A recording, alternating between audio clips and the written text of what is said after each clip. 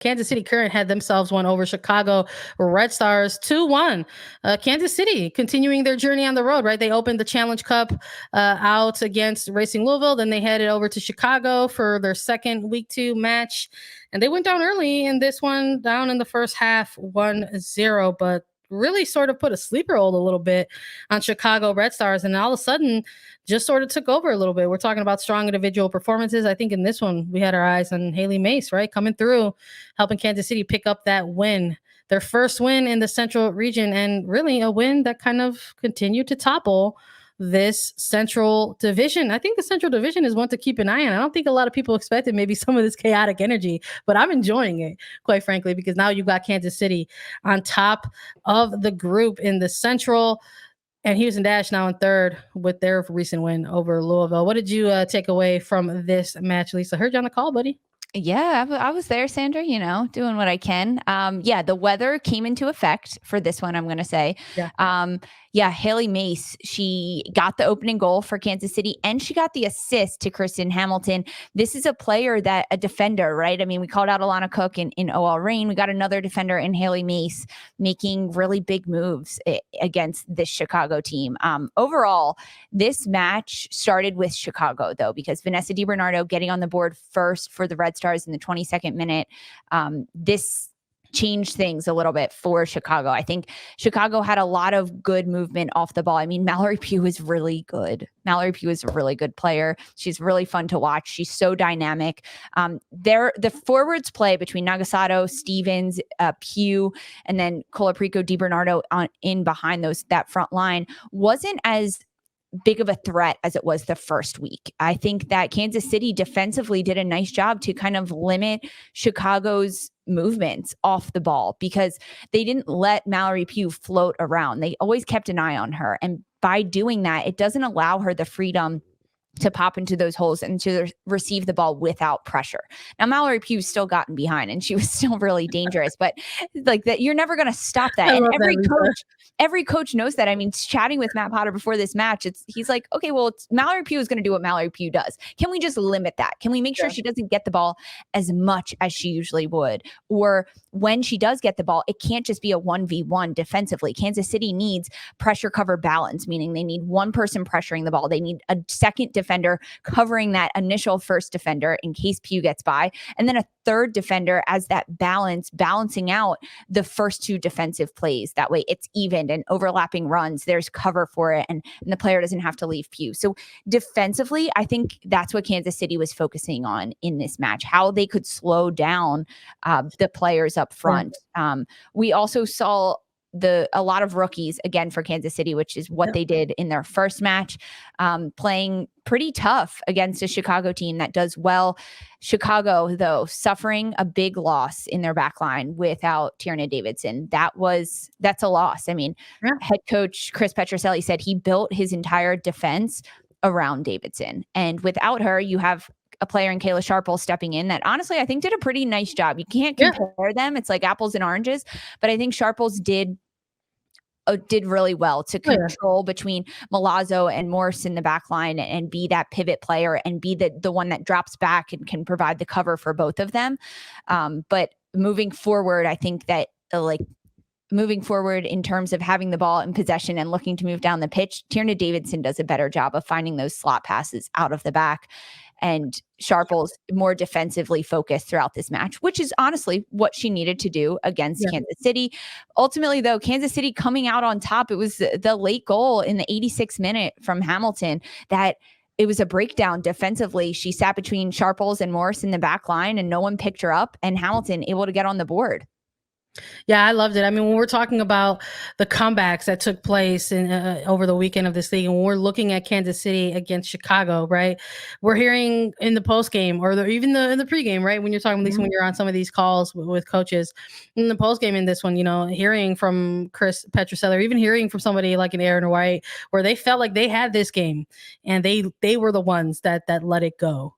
So the Red Stars feeling like they didn't capitalize on their opportunities, that they had a game in control and they allowed that to slip away. But that's credit to Kansas City and how they sort of sort of sang a little bit of a lullaby to this Red Stars team, kind of put them to sleep at some point. And boom, all of a sudden, you had this team equalize. That first equalizing goal, that banger from Haley Mace, came off of a throw-in, a poorly defended throw-in. The Red Stars had a failure to clear, and Lola Bonta able to recognize a player out in space like Haley Mace, who just took advantage of that, right? And just laces through a ball, just right on target, sliced through everybody, including Alyssa Nair. And that's just a hard goal for anybody to save. And all of a sudden once you have a level game like that, it kind of hits the reset button a little bit. And maybe a goal like that kind of jolts a team into presenting themselves like, oh, we're in the soccer game now. Like, let's go. And I think that's what they did a little bit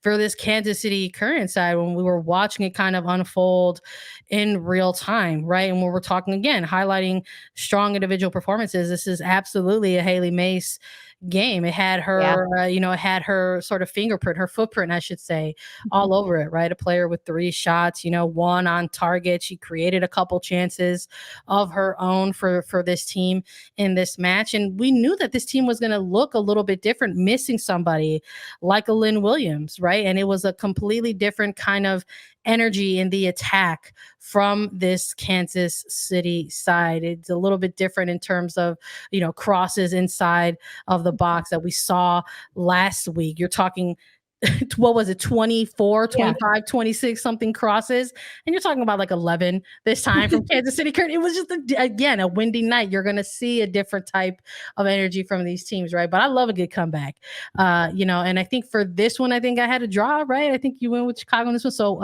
Kansas City proving us both wrong, I think, in this one. So they get the win and they get to sit on top of the Central region for now, and we'll see how it shakes out, right, next week and how things look then. But we still have another game to get through. Let's talk a little bit about San Diego taking on Angel City. Lisa, talk to me about your wave here, because I think you had them picked, right? I did. So San Diego versus Portland in this matchup. I did have San Diego winning this one. And even when the starting lineups came out for Casey Stoney and for this squad for San Diego, I was excited to see that Alex Morgan will be starting up top along with Sophia Jakobsen. And they had Dahlkamper in the back with McGrady and Germa, Turnbow, Johnson. I was like, okay, Casey Stoney is here to play. She's here to put a lot of pressure on Portland. And I think that we saw a Portland team that makes no mistakes, right? This was an opening goal from Portland in the 5th minute. So 5 minutes in, it's a beautiful team goal. It starts defensively. They win the ball to Smith, to Sinclair, out wide, back in. Kuika sending the cross in. So Kuika, Rain Wilkinson has to be really happy with what she's doing formationally, because she's going with a 3-5-2. Because of that, she has Klingenberg and Kuika as the extra 2 in the midfield, making up that 5. Defensively, they drop back and they squeeze in. So it's almost like a 5 back when San Diego Wave was attacking. But their main role between Klingenberg and Kuika is to push forward, occupy the space in the flanks, stay wide. You will never see Klingenberg and Kuika press in tighter than like the 18-yard boxes. They stay wider of those boxes, occupying that space and creating those numbers up opportunities. And that's what burned San Diego going down that flank. I think we saw exposure and a team that has been together for 1 game so far. Then a team in Portland Thorns that have had so much success together between Kuika, Smith, and Sinclair up top. These players know each other so well. And the passing sequences, it was really good. But I don't think that San Diego Wave gave up. I mean, they didn't give up. They continue to put pressure on, continue to find the back of the net. We saw moments where things were really good when Jakobsen gets the ball wide and she can cross it in. The combination play between Johnson and Alex Morgan. There were good moments throughout this match. Portland coming away with the win.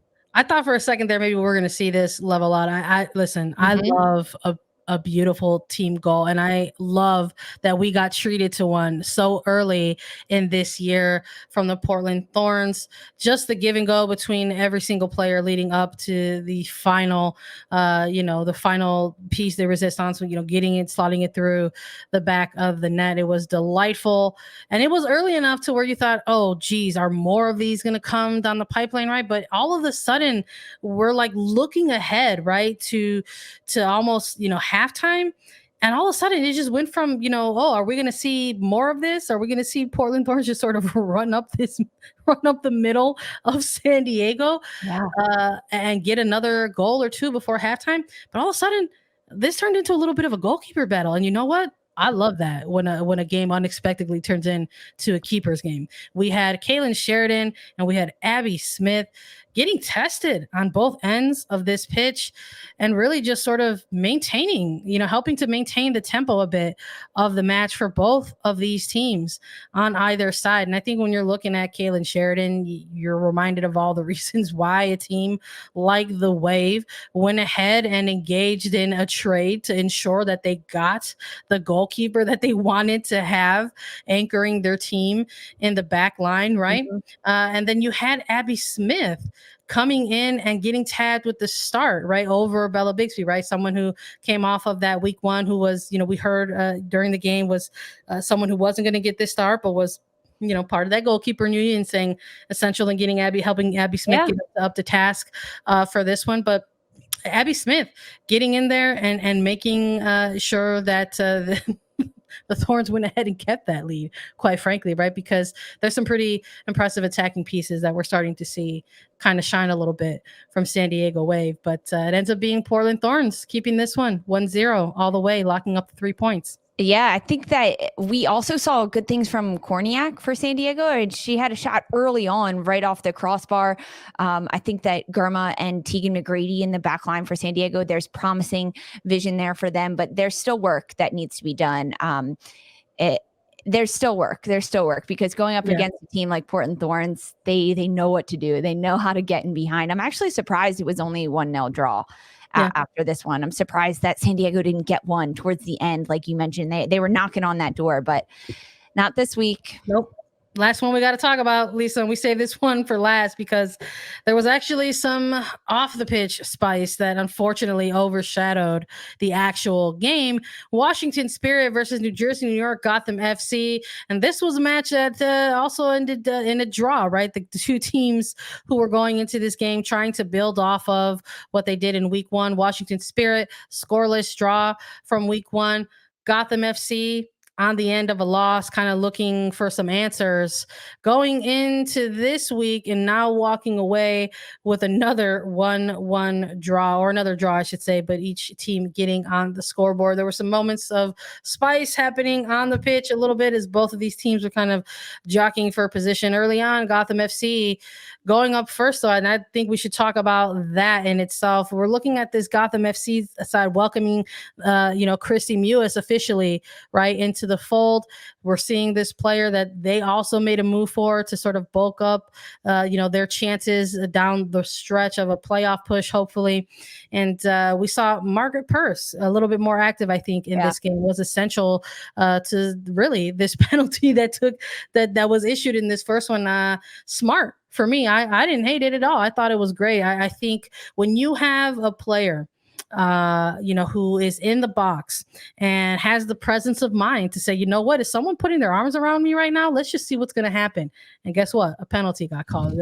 Called on the young Trinity Rodman for a foul in the box. And then you had Christy Mewis step up and put this one away. But that was only goal for Gotham in this one, Lisa. It was. And you mentioned Margaret Purse. She's the one that drew this foul against Rodman in the box. And if this happened anywhere else on the pitch, and if this happened last year, I don't think Purse would have fallen. This is the intelligence of Purse growing. I mean, it was a foul. Yeah. However, Purse sold it.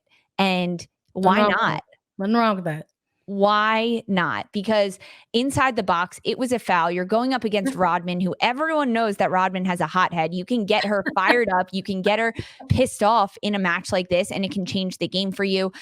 It didn't in this case, but I think that this was a good call. It was a penalty kick. And then Christy Mewis slotting it away. I liked it. I liked what we saw from Christy Mewis throughout this match. This was a very interesting game, though, because Ashley Hatch did not start. There was no Emily Sonnet. So Amber Brooks in the back line for Washington Spirit.